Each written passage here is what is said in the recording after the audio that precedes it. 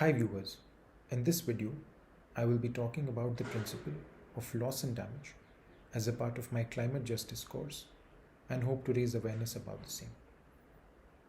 First, what is loss and damage? Loss and damage is associated with the adverse effects of climate change and refers to losses emanating from extreme weather events such as floods, droughts, cyclones, and slow onset events such as sea level rise, desertification, melting glaciers, and others. While all countries face difficulties in coping with climate change, there are unique challenges faced by the small island developing states. Here, climate change impacts are aggravated due to small geographical area, isolation, and exposure. Although they contribute less than 1% to total greenhouse gas emissions, they have been the earliest and most impacted countries. It is estimated that small island developing states and least developed countries will face economic damages of up to 10% GDP loss by 2030 and up to 50% GDP loss by 2050 in a 3-degree world compared to 1.5-degree world. In recent times, the intensity and frequency of extreme events has significantly increased. These pose significant challenges to social sector, food security, health, and even cultural and natural heritage can be affected. In these countries, reliance on tourism sector is particularly high, and closed and restricted movements due to COVID-19 pandemic have affected this sector. In Antigua and Barbuda, Grenada, Maldives, and Fiji, where the total contribution of tourism to GDP exceeds 40%. In fact, it even reaches 65% in the Seychelles. This is a perilous position to be in.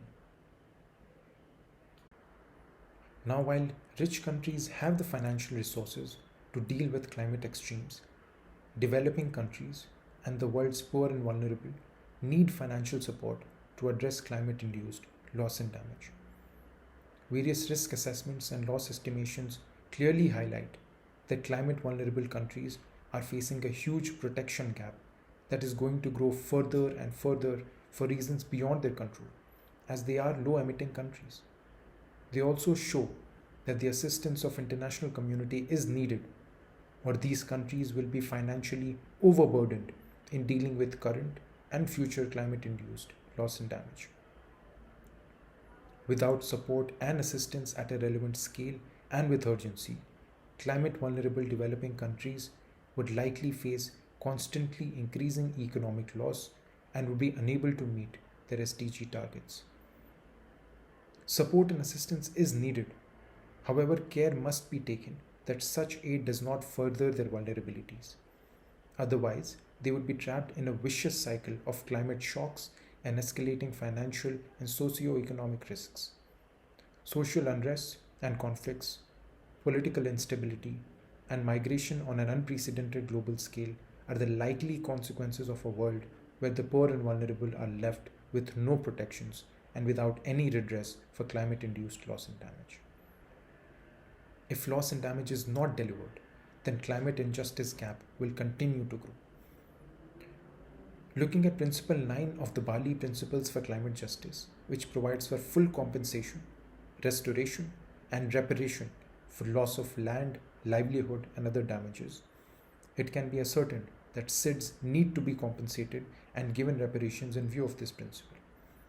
Countries should be held accountable for the ecological debt that they owe, and they should pay reparations for the loss suffered by small island developing states. There are various finance methods which can assist. International airline passenger levy, financial transactions tax, climate damages tax, and others can be used. Even a global loss and damages fund can be established with an independent body to disperse payments based on requirements. The polluter pays principle can be helpful here. It makes the polluting party accountable for providing financial compensation for damage done. It establishes a link and establishes accountability. The mechanism for governing loss and damage is the Warsaw International Mechanism for Loss and Damage. There is also the EXCOM or the Executive Committee, which is mandated to guide the implementation of the Warsaw International Mechanism. Furthermore, Article 8 of the Paris Agreement addressed loss and damage. It provided broad areas of facilitation, risk assessment and management, and others. However, there was a fine line on liability and compensation. Due to the demand of developed countries, the loss and damage as an issue of compensation would be a deal breaker. Now, there seems to be an ongoing resistance to a serious and constructive engagement with the fundamental question of how to mobilize the necessary financial support to enable developing countries to effectively address intolerable loss and damage. This will seriously undermine the ambitious implementation of the Paris Agreement, the achievement of the Sustainable Development Goals, and a stable and secure world. It may be noted that providing financial support to redress human rights violations resulting from climate-induced loss and damage is thus not just a voluntary act of solidarity or of distributive justice, but also an obligation to restore human rights by providing compensatory justice. Because they deserve not just to survive, but also to thrive, and they also need reparations for the losses they've suffered. When I was reading about all of this, it was quite jarring. The last couple of years have been harsh. However, some of us have been fortunate enough to be in our homes and have had families to support us. It is painful to imagine if you do not even have a home at all. Your entire way of life, identity, and culture is at risk of being washed away, and some of it has already been washed away. It is quite an unfair situation to be in, due to no fault of yours. However, I have seen humanity and kindness in people. People have united for humanity and various causes that they have believed in. So you can talk to your representatives and ask them to take this up and can include loss and damage in nationally determined contributions, which inform the scope of future global action. And I hope that this is the way, and it continues to be the way we move forward. I have also put some useful links to understand loss and damage and some organizations as well. I will further keep adding to the list of materials in the description of this video.